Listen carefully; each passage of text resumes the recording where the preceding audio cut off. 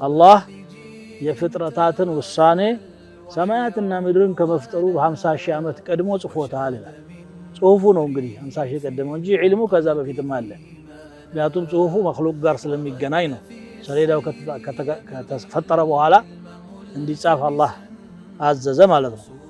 ቀጥሎ እንግዲህ ዑባዳ ብኑ ሳሚት باستلالفتنا أحمدنا الترمذي بزقبوت أن رسول الله صلى الله عليه وسلم قال إن أول ما خلق الله القلم الله مجمر يفتروا بإرنو قال له اكتب دزي عينت رواية الله وإنم إن سات نور أول ما خلق الله القلم قال له اكتب مجمر الله بإرن دفتر آفاله فجرى بما هو كائن إلى يوم القيامة እስከ ቂያማ ድረስ የሚሆነውን ነገር ጻፈ ሄደ እየጻፈ ማለት ነው።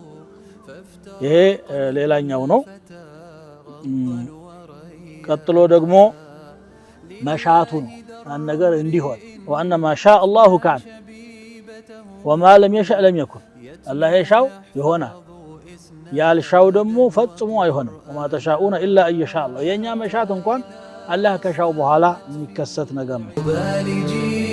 توخى الوحي عنوانا